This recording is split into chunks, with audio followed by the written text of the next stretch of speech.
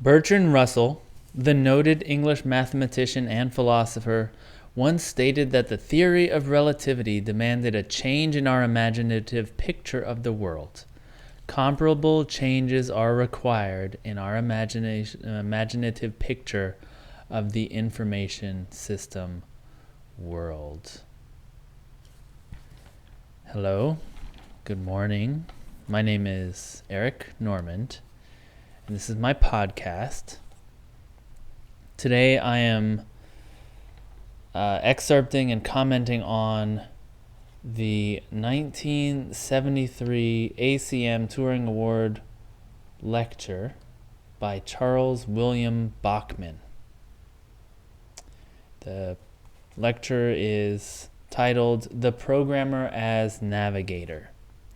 Now, I was not familiar with Charles Bachman, and as I often do, I read the bio and comment on it. And there's a very interesting person here. All right, so just some statistics or like facts, basic facts. He's from the United States, born in 1924 in Manhattan, Kansas. Not Manhattan, New York, Manhattan, Kansas. And he earned this award in 1973 when he was 49 years old. He is interesting because he was not an academician. He did have a master's degree in mechanical engineering, but he worked mainly in industry. And I'll just read it. He got the award for his outstanding contributions to database technology. Basically, if you want to put a real short sentence, he invented the database that we know of today. He created a thing called integrated data store that established the concept of the database management system. All right, I'll just excerpt from this bio. During a long and varied career, he ran a chemical plant, created cost capital accounting systems, headed an early data processing group, pioneered the application of computers to manufacturing control, led efforts to standardize database and computer communication concepts, won the highest honor in computer science, and founded a publicly traded company. So definitely someone out in industry, in commerce, doing very interesting stuff. All right, I'll read some more. During the 1950s, hundreds of American businesses had rushed to order computers. There was a lot of hype about potential benefits, but getting the machines to do anything useful was much harder than expected. They often ended up being used only to automate narrow clerical tasks like payroll or billing. By 1960, management experts realized that to justify the huge personnel and hardware costs of computerization, companies would need to use computers to tie together business processes such as sales, accounting, and inventory so that managers would have access to integrated, up-to-date information. Okay, so you have all these departments at your company, and so far computers have only proven useful for running payroll or doing billing, that kind of thing, like printing invoices and stuff. But you need information from all the departments, and you need some way of gathering that all together so that you can see what's going on in the whole company. All right, let's continue. Each business process ran separately, with its own data files stored on magnetic tape. A small change to one program might mean rewriting related programs across the company. But business needs change constantly, so integration never got very far. Okay, they had these proprietary data formats, and every time you wanted to change format, you had to change the program, and so then you had to go and change it all over the company, and it just wasn't working. The crucial invention, operational by 1963, was Bachman's Integrated Data Store, or IDS. IDS maintained a single set of shared files on disk, together with the tools to structure and maintain them. Programs responsible for particular tasks, such as billing or inventory updates, retrieved and updated these files by sending requests to IDS. IDS provided application programmers with a set of powerful commands to manipulate data, an early expression of what would soon be called a data manipulation language. So he basically created, obviously the database, but he was the one who said, now we're going to access this database in this kind of standard API. It's a service-oriented database. It's not going to live in your system. It's going to live in one place, and all the other systems, the billing, accounting, payroll, HR, anyone who has to access the data is going to go through this API. This made programmers much more productive, a crucial step towards the integration of different kinds of data, which in turn was vital to the integration of business processes and the establishment of the computer as a managerial tool. Okay, so the programmers became more productive by this decoupling. Like the programmers no longer have to worry so much about managing files and doing, like, writing their own custom search routines and stuff through those files. And then it gets the data integrated, you can make queries across different departments and stuff. By the end of the 1960s, the database management system, as programs such as IDS were being called, was one of the most important areas of business computing research and development.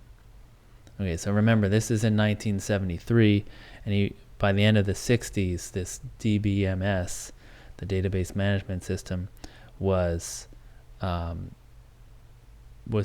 known to be very important. In 1973, Bachman became the 8th person to win the ACM Turing Award. At that time, computer science was a young discipline, and its leaders were struggling to establish it as a respectable academic field with its own areas of theory, rather than as just a technical tool needed to support the work of real scientists such as physicists. All right, so I'm going to stop there. It's interesting that this is stated here, because I don't think I've read anything in the previous Turing Award bios or the lectures about really still in the 70s trying to establish computer science as a real science, a real field of study, and that their programmers weren't just people who supported some other field. So Bachman was the first Turing Award winner without a PhD, the first to be trained in engineering rather than science, the first to win for the application of computers to business administration, the first to win for a specific piece of software, and the first who would spend his whole career in industry. That's interesting that they would pick someone like that, but I don't know if we'll see this happen again. That's what I'm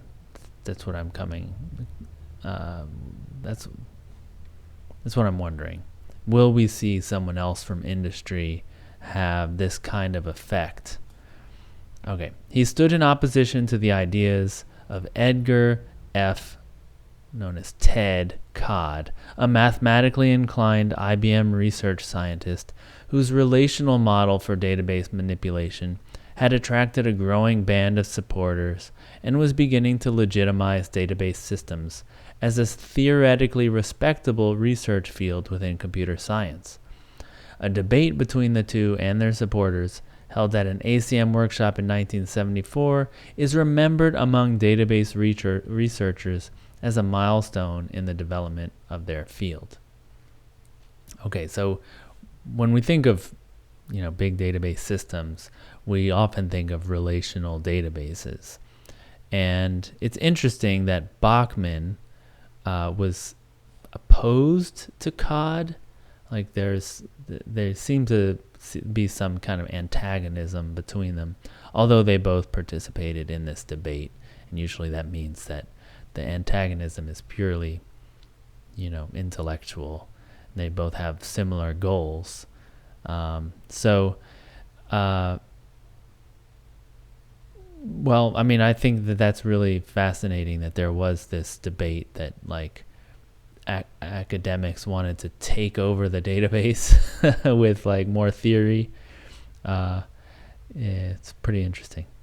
Modern relational systems continue to follow the basic template for the database management system invented by Bachman and his colleagues in Codicil. A complex piece of software managing data storage, enforcing access restrictions, providing interfaces for both application programs and ad hoc queries, and providing different views on the same data to different users. And yes, it's in, the whole idea of a SQL database. It's a relational approach, but as we'll see in the lecture, it's mostly just sort of a different kind of API on the same basic principles that were already in the system.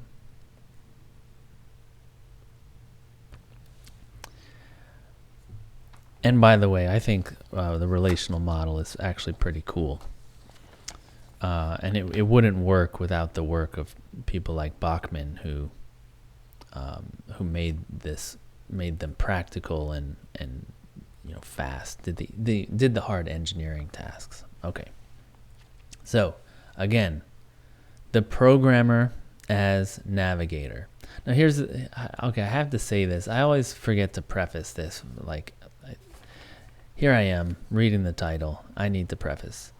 I don't know much about databases, but I have used them, and they are, something I studied in school. I've also used them in jobs, and they're just kind of there in the background. I easily take them for granted, and so this lecture was actually really interesting that he kind of had to introduce the idea to the audience and justify it, which to me was I mean, just be honest, from my perspective, almost 50 years later after this lecture, it's you don't need to justify having a database and having standard ways of accessing the data and stuff like that.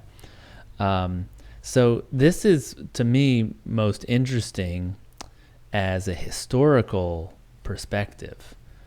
The idea that this introduction of the database was a turning point in the industry. And so there's going to be a lot of references to that in the lecture. This kind of perspective shift, and also I'll bring up the history a bit. Okay. Here we go. The Programmer as Navigator by Charles W. Bachman. This is published in November 1973. This year, the whole world celebrates the 500th birthday of Nicolaus Copernicus, the famous Polish astronomer and mathematician. In 1543, Copernicus published his book concerning the revolutions of celestial spheres, which described a new theory about the relative physical movements of the Earth, the planets, and the Sun. It was in direct contradiction with the Earth-centered theories which had been established by Ptolemy 1400 years earlier. Copernicus proposed the heliocentric theory that planets revolve in a circular orbit around the sun. I raise the example of Copernicus today to illustrate a parallel that I believe exists in the computing, or more properly, the information systems world. We have spent the last 50 years with almost Ptolemaic information systems. These systems and most of the thinking about systems were based on a computer-centered concept. Okay, so he's hinting here, pretty directly, and a little bit, perhaps a little bit too arrogantly, I would, bringing up Copernicus in terms of, it's a big stretch, but he's saying that we need some similar shift from a computer-centered to something else, and that's what he's going to go into here, and that this would be almost like a revolution, like we had the Copernican revolution, where we started thinking in terms of the sun being at the center of the solar system. Okay. Just as the ancients viewed the earth with the sun revolving around it, so have the ancients of our information systems viewed a tab machine or computer with a sequential file flowing through it. Each was an adequate model for its time and place, but after a while each has been found to be incorrect and inadequate and has had to be replaced by another model that more accurately portrayed the real world and its behavior. Okay, so again, he's going through this idea of this tab machine or computer with a sequential file flowing through it. It's going to go over that again. It's going to come up, but it's something important that the computer was at the center and data was sequentially entering, usually through a tape or something. It's like coming in, and you just had to read it. You had to read what the tape was telling you and, decide, okay, I don't need this, but you couldn't really jump around very easily on the tape. It was like linear access instead of random access.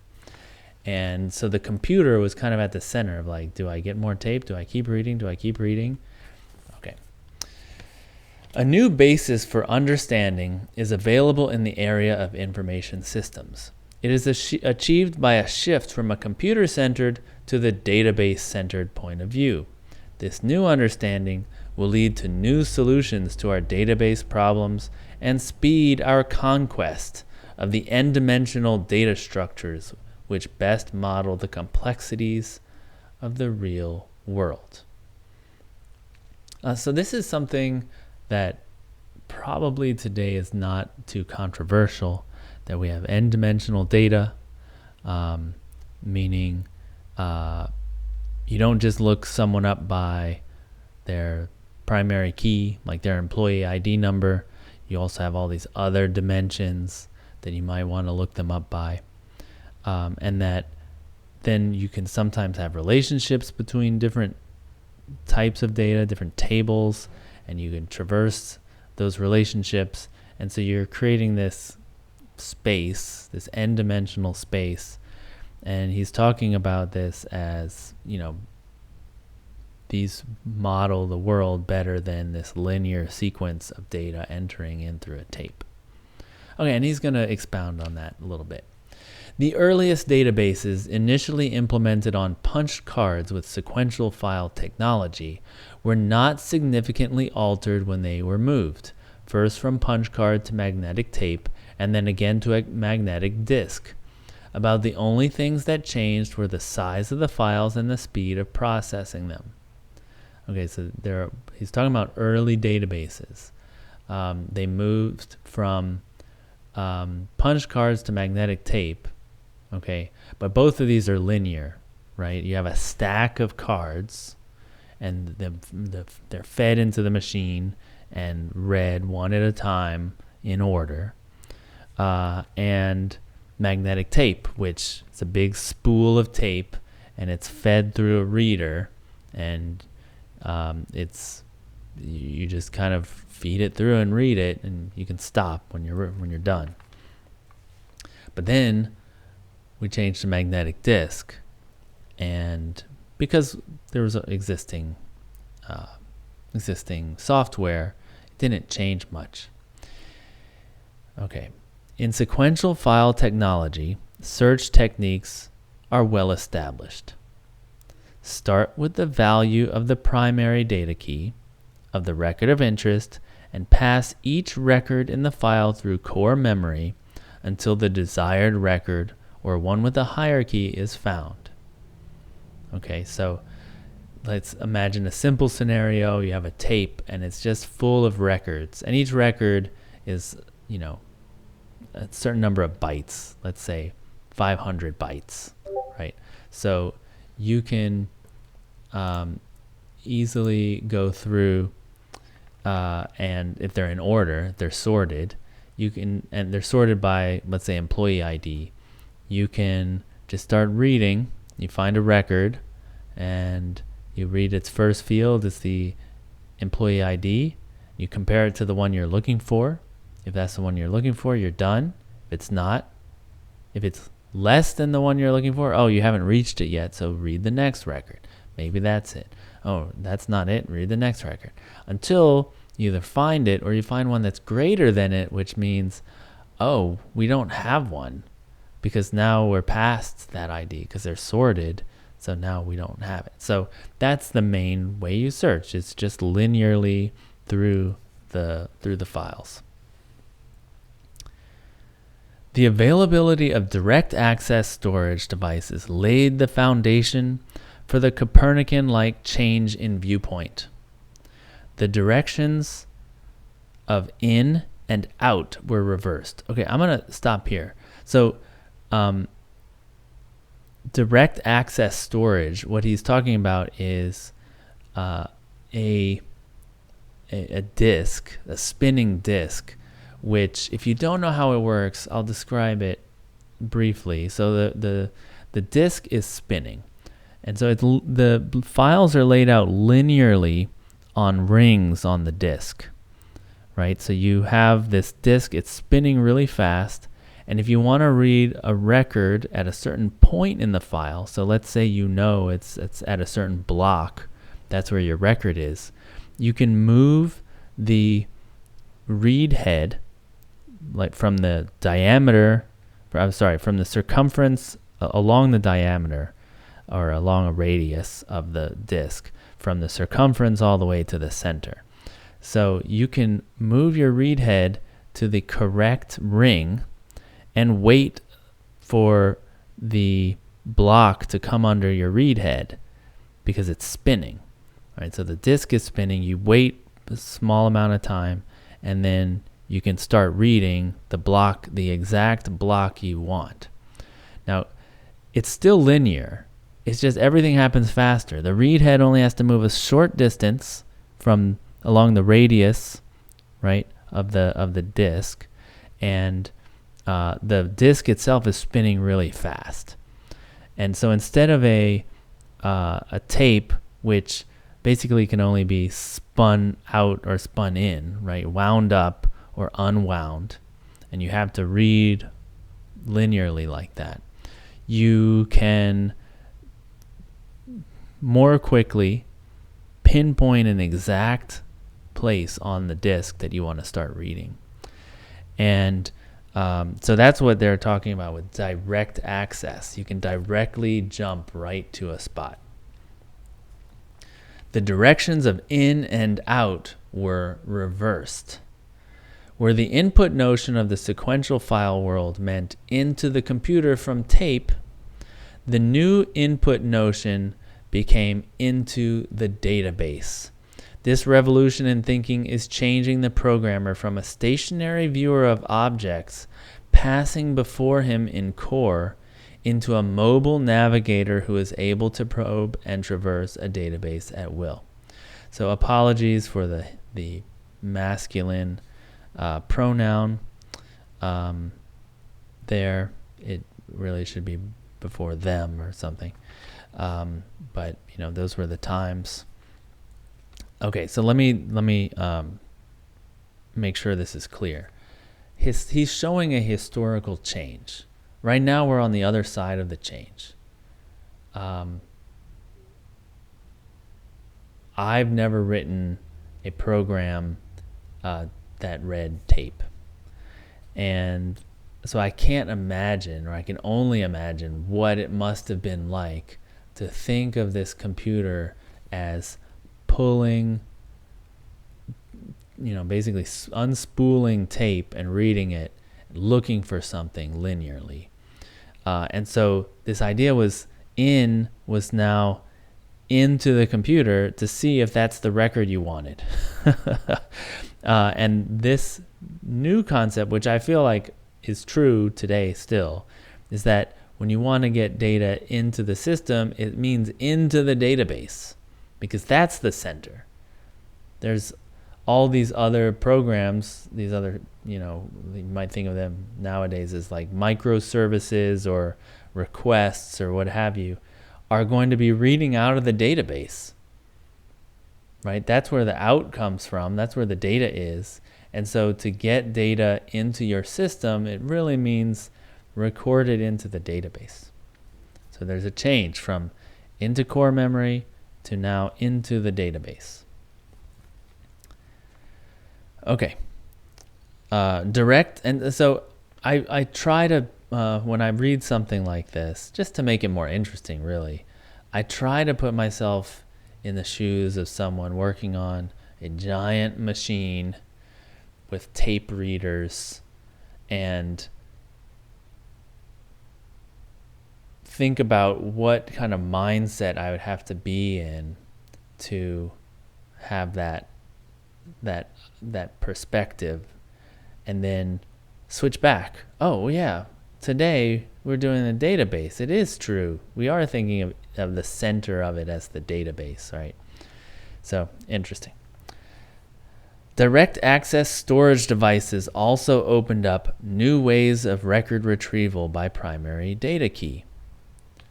The programmer who has advanced from sequential file processing to either index sequential or randomized access processing has greatly reduced his access time, because he can now probe for a record without sequentially passing all the intervening records in the file. Okay, so you can make an index, right?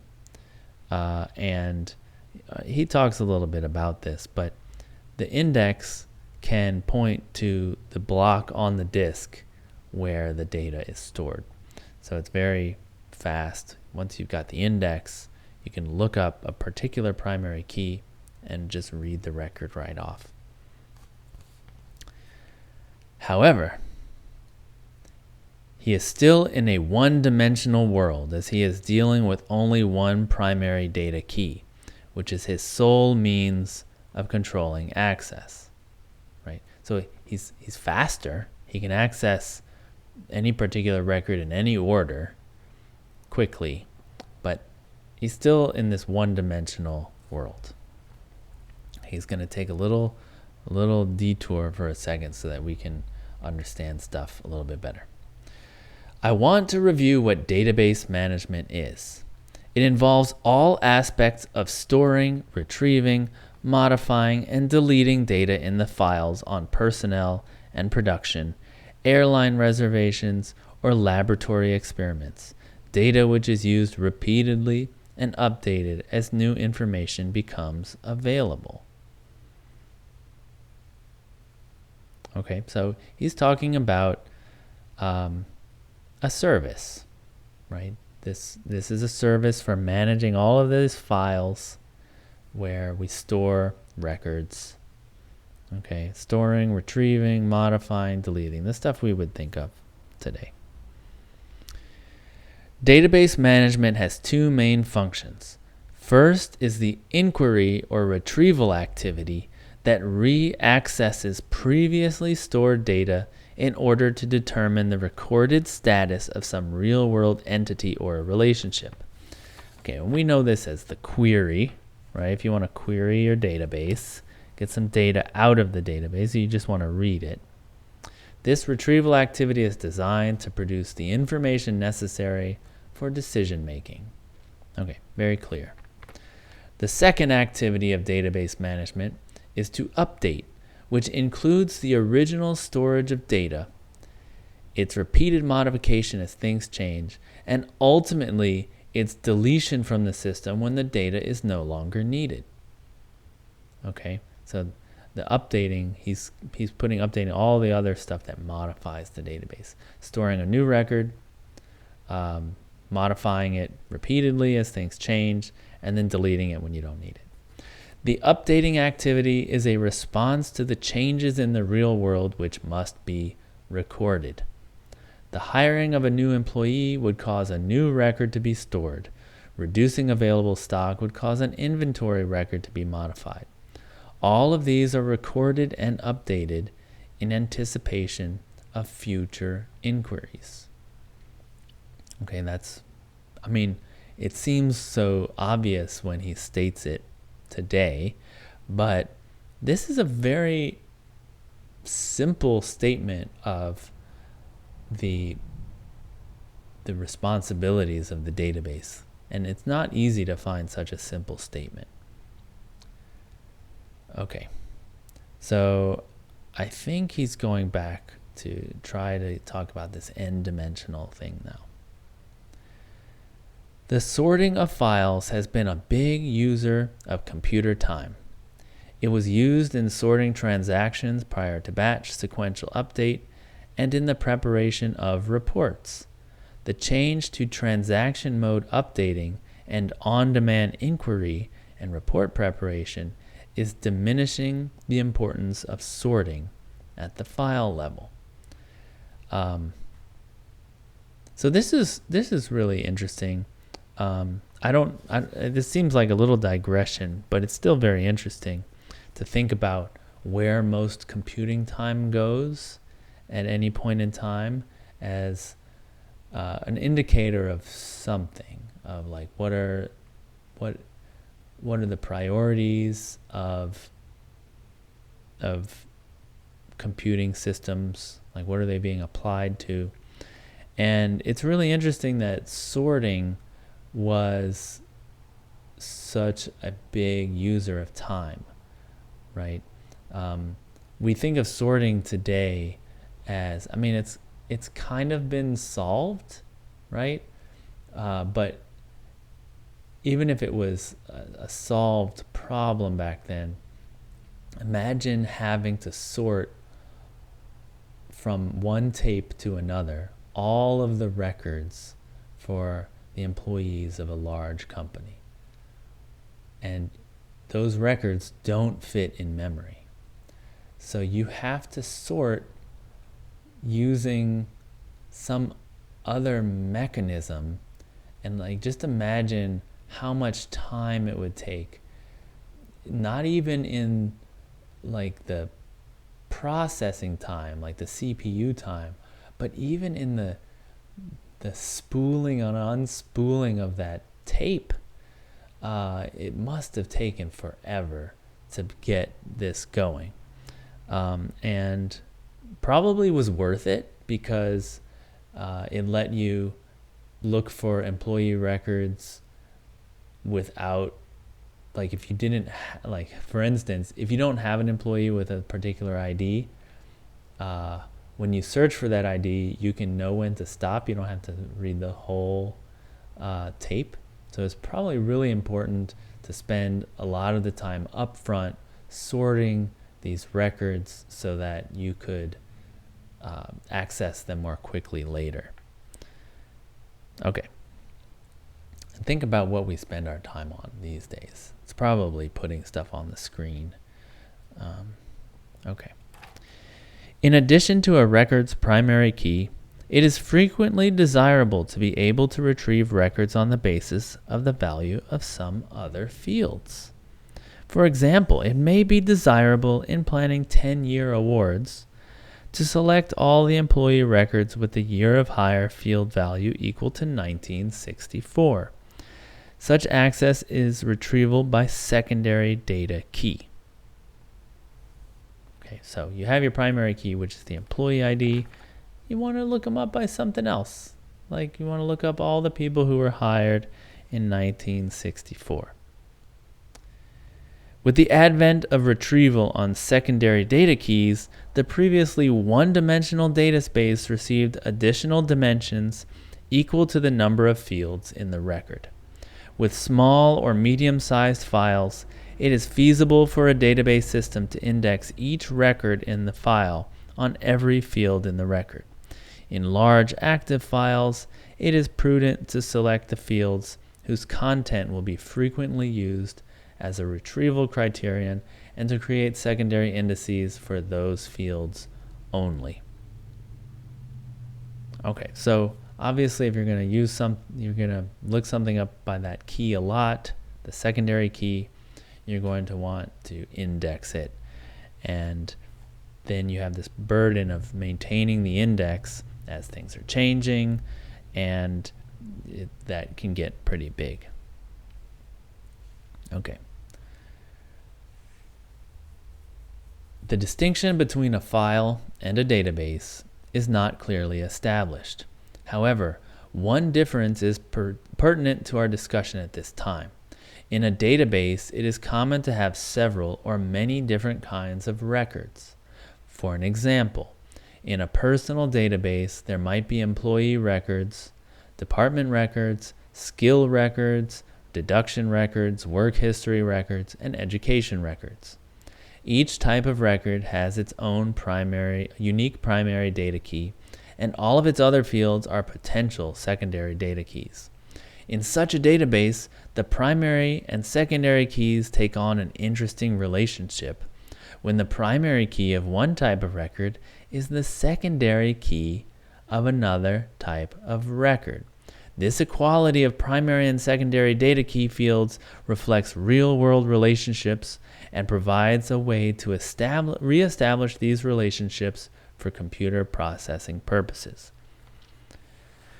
Okay, so he's talking about foreign keys, what we call foreign keys today. But it's interesting that he's talking about them as relationships.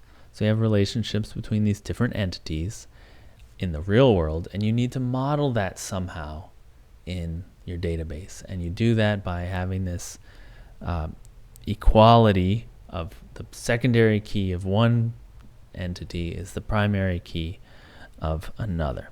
And that gives you a graph where the relationships, the edges are the relationships, and the nodes are the entities. And that's actually pretty cool that they had that notion like early on. These are smart people. Okay.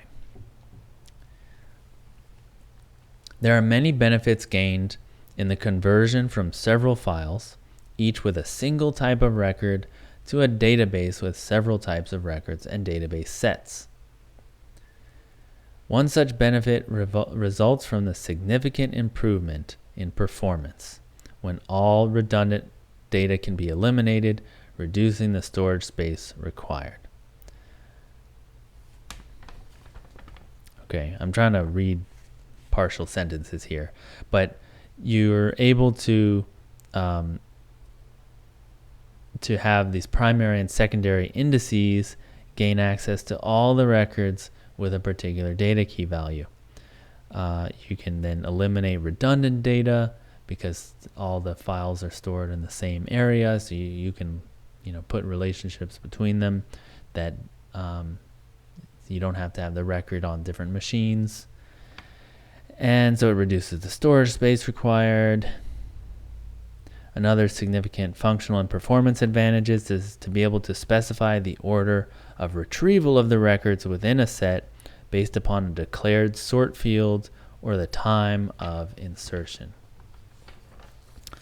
So he's getting into kind of the nitty-gritty details of like why, trying to justify why you would want to centralize this into one service. And, he's talking about performance, but it's also, performance in terms of speed. There's performance in terms of the amount of storage required.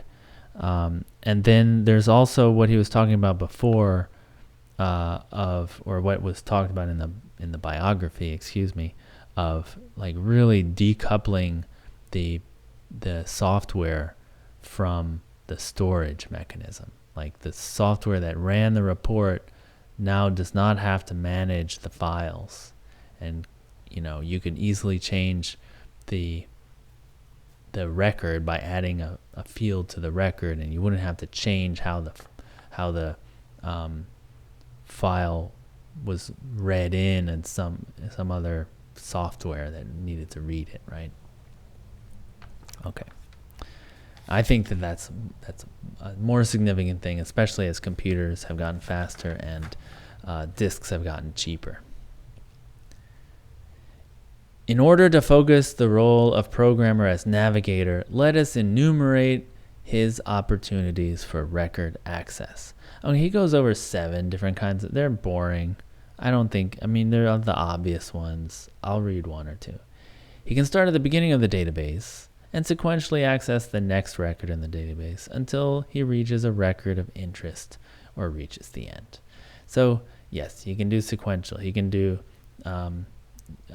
random access by primary key, random access by secondary key. So he just lists a bunch of these. It is the synergistic usage of the entire collection which gives the programmer great and expanded powers to come and go within a large database while accessing only those records of interest in responding to inquiries and updating the database in anticipation of future inquiries. Okay, so he's basically saying you need a bunch of these different ways of accessing. And when you can start mixing and matching and using them and composing them in the ways you need, that is when the magic happens.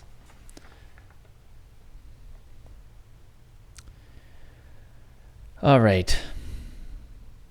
I think I'm skipping quite a lot here in this section because these things are kind of obvious to us today. He's doing a lot of justification. And, he has like a scenario. And I think anyone who's used the database, this would just be like, yeah, I did that yesterday. All right. There are additional risks and adventures ahead for the programmer who has mastered operation in the n-dimensional data space. As navigator, he must brave dimly perceived shoals and reefs in his sea, which are created because he has to navigate in a shared database environment. There is no other obvious way for him to achieve the required performance. Shared access is a new and complex variation of multiprogramming or time sharing, which were invented to permit shared but independent use of the computer resources.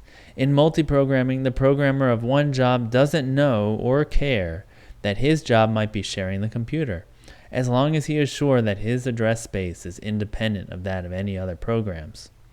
Shared access is a specialized version of multiprogramming, where the critical shared resources are the records of the database. The database records are fundamentally different than either main storage or the processor because their data fields change value through update and do not return to their original condition afterward. Therefore, a job that repeatedly uses a database record may find that records content or set membership has changed since the last time it was accessed. As a result, an algorithm attempting a complex calculation may get a somewhat unstable picture. Okay, that was quite a lot to read. I really appreciate the poetic language, navigating, braving dimly perceived shoals and reefs in his sea. All right, that's cool. But he's talking about when you have multiple pieces of software reading and writing to the same database at the same time, you get a bunch more challenges. We're aware of these concurrency challenges, especially if like one is reading and another is writing, or maybe there's multiple reading and writing going on at the same time. You can get an unstable picture. He talks about something called set membership. So I've skipped this part, but he was talking about how when you have a secondary key, it returns a set, not just the single record, with which primary key would always return a single record because there's only, it's a primary key, it's unique, like employee ID. But once you start asking for employees who were hired in 1964, you're going to get a set back. And so that set could be indexed itself. And so that set membership in that set of people hired in 1964 can change. All right. So now he's talking about shared access and the challenges of it. Which I think this section is actually really cool. It shows how deeply he was thinking about this problem and the influence it still has today. One's first reaction is that this shared access is nonsense and should be forgotten. However, the pressures to use shared access are tremendous. The processors available today and in the foreseeable future are expected to be much faster than are the available direct access storage devices. Furthermore, even if the speed of storage devices were to catch up with that of the processors, two more problems would maintain the pressure for successful shared access. The first is the trend toward the integration of many single-purpose files into a few integrated databases.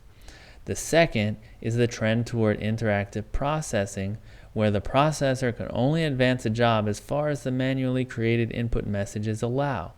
Without shared access, the entire database would be locked up until a batch program or transaction and its human interaction had terminated. Okay, there's kind of a lot here, so let's stop there and talk about it. So he's saying the processors are today faster and will be faster than storage. That's still true today. That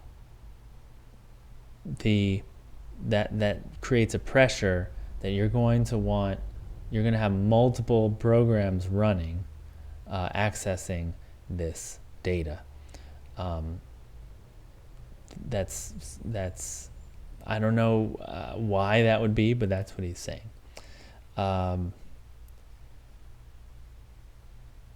Because it seems that if you had if the bottleneck is the speed of your disk, one way to mitigate the problem of that bottleneck is to just multiply the disk, right? So you have two disks, so you would then kind of split up your database into two separate databases instead of having multiple access on the same one. So I'm not quite sure where he's going with that. The second one is maybe more important. Two more problems would maintain the pressure. The first is the trend toward the integration of many single-purpose files into a few integrated databases. Okay, so instead of having files with single record types in them for a single-purpose software, we're seeing this trend. People are putting all of their records into one or a few databases. And so the different departments at your company are going to want to access that database at the same time.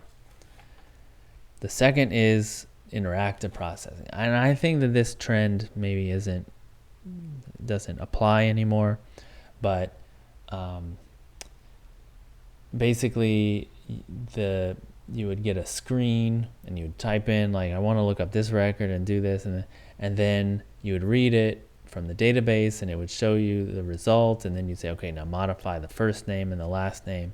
And while you're doing that, some other piece of software could be reading and writing to the database.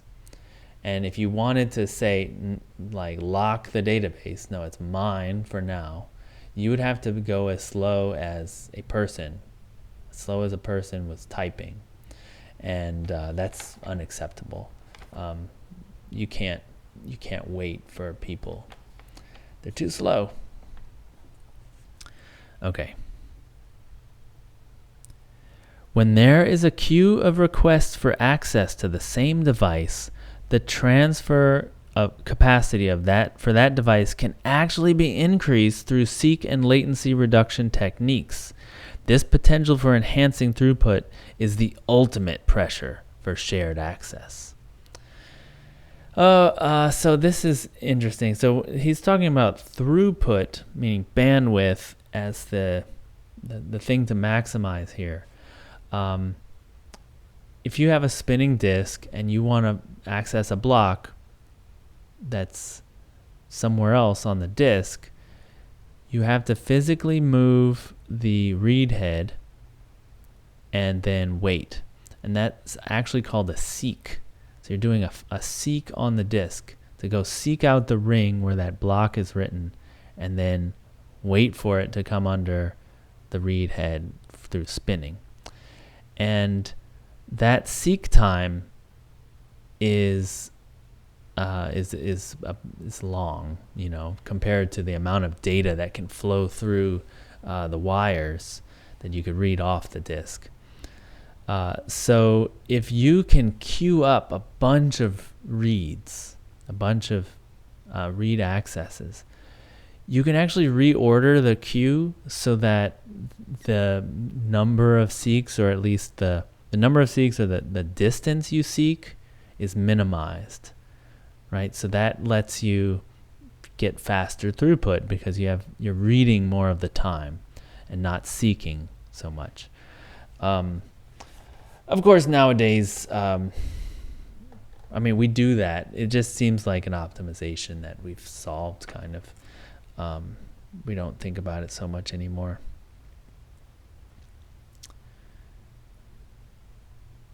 Okay. Of the two main functions of database management, inquiry and so he was saying, but that's actually an advantage to centralizing your database because you get to queue up more of these file read operations. It's actually something that the database, the operating system does too. So it's weird. Of the two main functions of database management, inquiry and update, only update creates a potential problem in shared access. Okay, that's interesting. An unlimited number of jobs can extract data from a database without trouble. However, once a single job begins to update the database, a potential for trouble exists. The time will come when two jobs will want to process the same record simultaneously. Okay, so here's the classic problem with mutable state. If everybody is reading, if you only have reads, there's never a problem, right? The only problem is having to wait, right? Because you're all contending for that disk and the seeks and everything. But once you have a single process modifying the records, now you've got this big problem to manage. Okay, and he's going to break it down. This is pretty cool. The two basic causes of trouble in shared access are interference and contamination. Interference is defined as the negative effect of the updating activity of one job upon the results of another. When a job has been interfered with, it must be aborted and restarted to give it another opportunity to develop the correct output. I'm going to stop here. So we're talking about interference. So you have process A is reading from the database and process B is writing to the database. B is interfering with A because it is having a negative effect. Its updating activity is having a negative effect on A. Negative effect meaning its records are being written to as it's reading them. Something is out of sync, right? And so what he's saying is you just restart A. You just stop A, abort it, and restart it after B is finished. That way it can get a clean look at the database without modification. Contamination is defined as the negative effect upon a job which results from a combination of two events. When another job is aborted and when his output has already been read by the first job, the aborted job and its output will be removed from the system. Moreover, the jobs contaminated by the output of the aborted job must also be aborted and restarted. Okay, so contamination is this other way. Remember, he's talking about two basic causes of trouble. So you have job A. Job A was, Right, so job A is reading something, and meanwhile job B is writing to the database, okay, and job A reads it. But then job B isn't done, and somehow it gets aborted because, let's say it was receiving interference from C, right? So it got aborted and restarted. But A has already read B's writing to the database, which should be rolled back and undone, right? So now A has the wrong data and it needs to be restarted. Okay, so this is the two types of things: interference and contamination.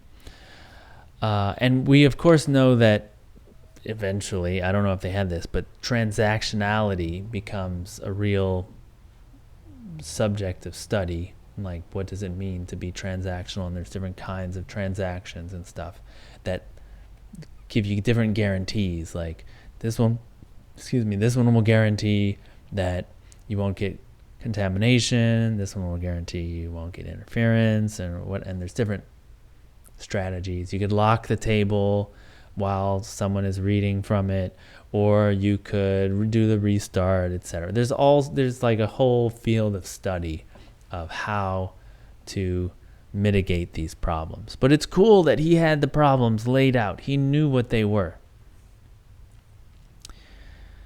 And I think also it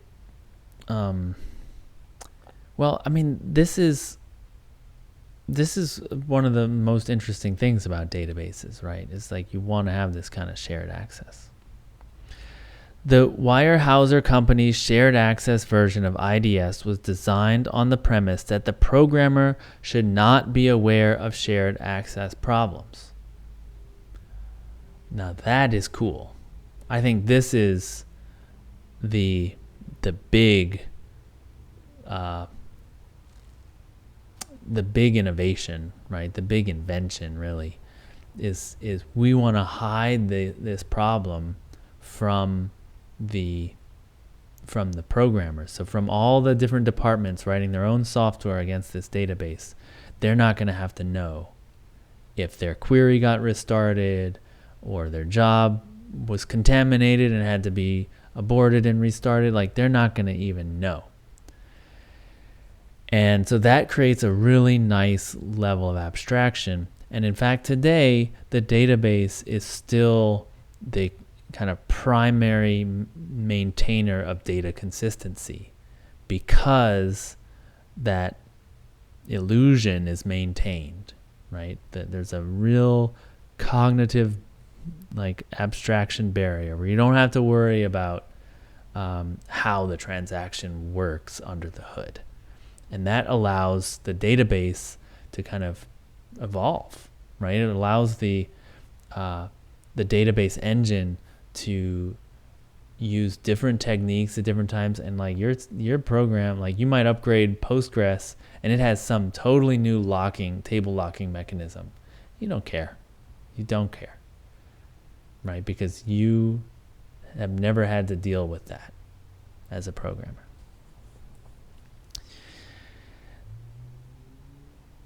That system, now, okay, when I say that, I don't mean like sometimes you have to go into optimization mode, database optimization mode, and you do look under the hood a little bit. But your software doesn't have to change. The way you program shouldn't have to change. Okay. That system automatically blocks each record updated and every message sent by a job until that job terminates normally, thus eliminating the contamination problem entirely. Wow. So it blocks each record updated. So nothing can read those records until the job is done. All right, so that's one mechanism. Like I said, you could get a textbook on all the different ways of maintaining the consistency in a database. About 10% of all jobs started in Weyerhaeuser's transaction-oriented system had to be aborted for deadlock. Approximately 100 jobs per hour were aborted and restarted. Is this terrible? Is this too inefficient? These questions are hard to answer because our standards of efficiency in this area are not clearly defined. Okay, so it's cool that they know how many were aborted, but 10%, that means, it's interesting to think of it this way, but and maybe there have been studies, I'm not aware of them, I don't know what to think about databases, but to compare the actual throughput when you take out that 10%, right? So the 10% that were aborted and restarted, that means that potentially you had to read twice that from the database, from the disk. And so you're actually looking at, if you could read, so you're actually losing some read throughput on your disk, and I wonder if that overwhelms the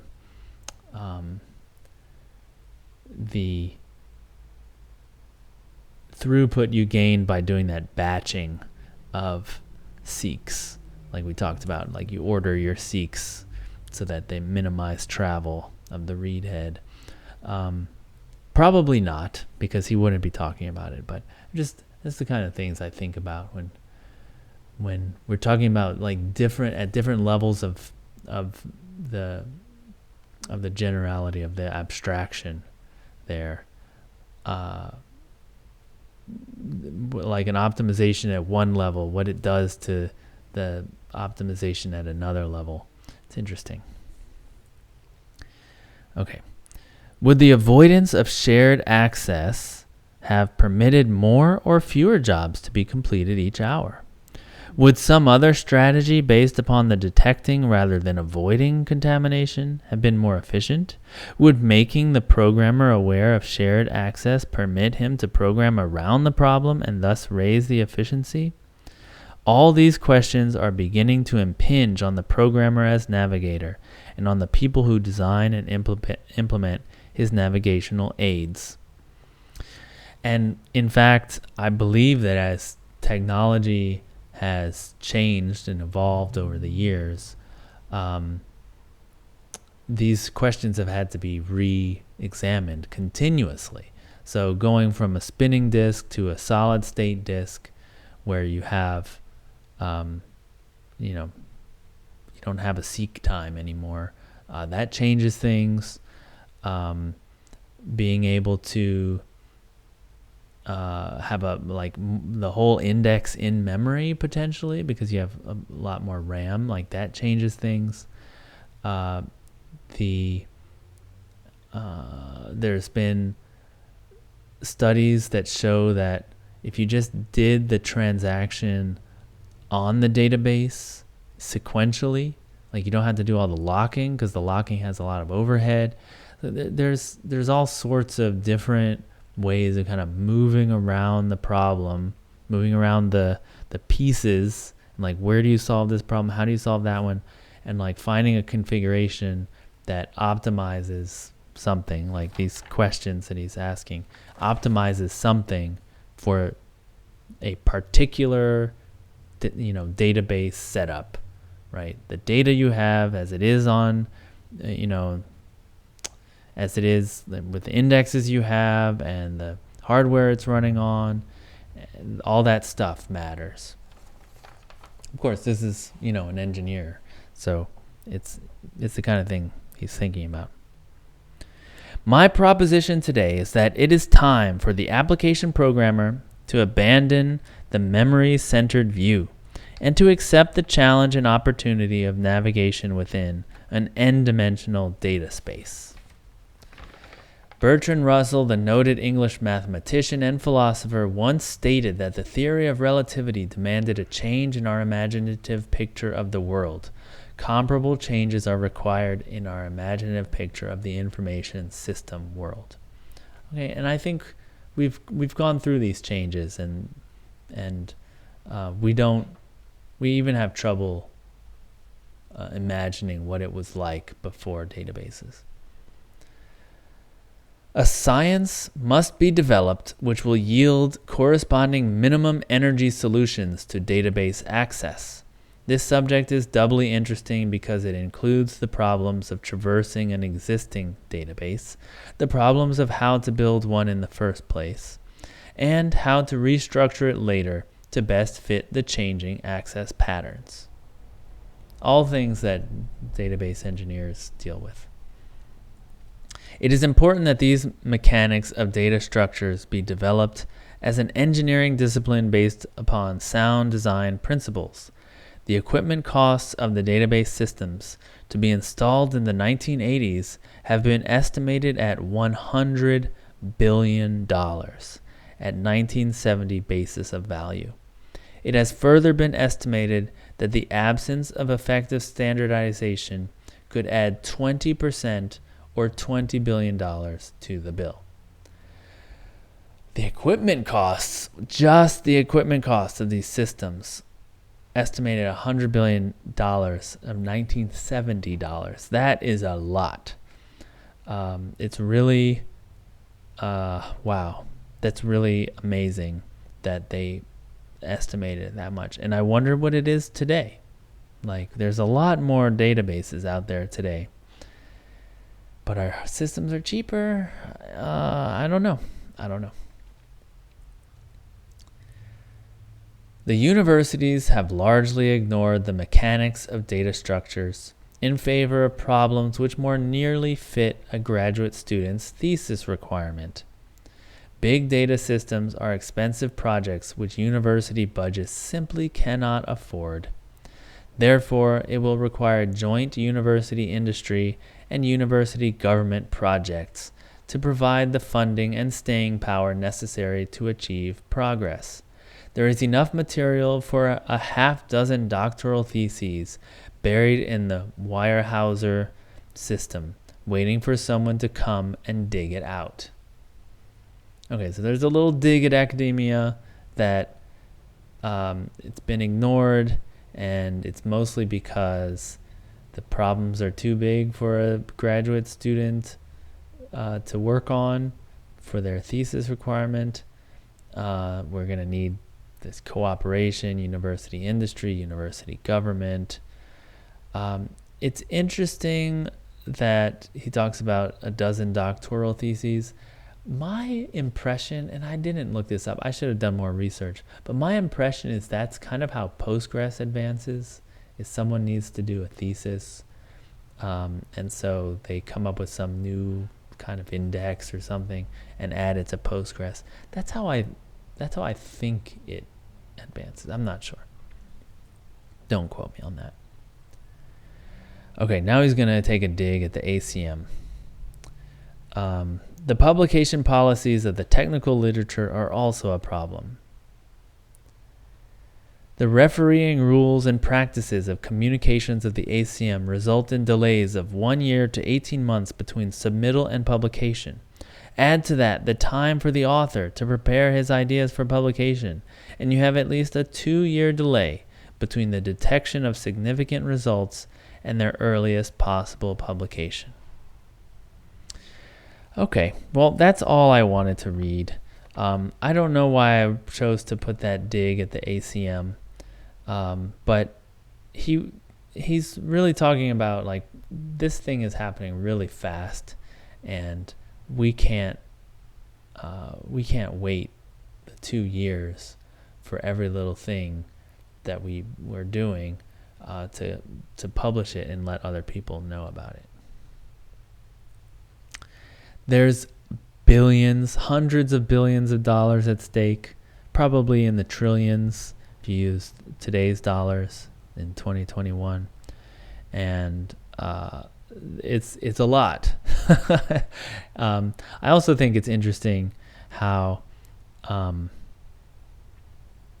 just wonder how much of those trillions of dollars could be spent to actually pay people to develop better database techniques, and how much is actually being spent. I don't know. Okay. This one was an interesting one for me simply because it's for historical reasons. I always try to find something interesting. Otherwise, this becomes very boring to me, reading these old papers. And sometimes I have to dig a little deeper. And in this one, I admit it, I had to dig a little deeper. I'm not that interested in databases, but I am interested in history. So that's what I clung to, like this historical change in perspective. It's kind of fascinating that he saw this. He was there, seeing people write these programs, like reading tape in. He's like, why don't we just centralize all this? And now the center, it's not the computer. The center is the database. That's where all the good stuff is. And you're just gonna read and write to that. Okay, thank you so much. My name is Eric Normand. This has been a podcast episode. Thank you for listening. And as always, rock on.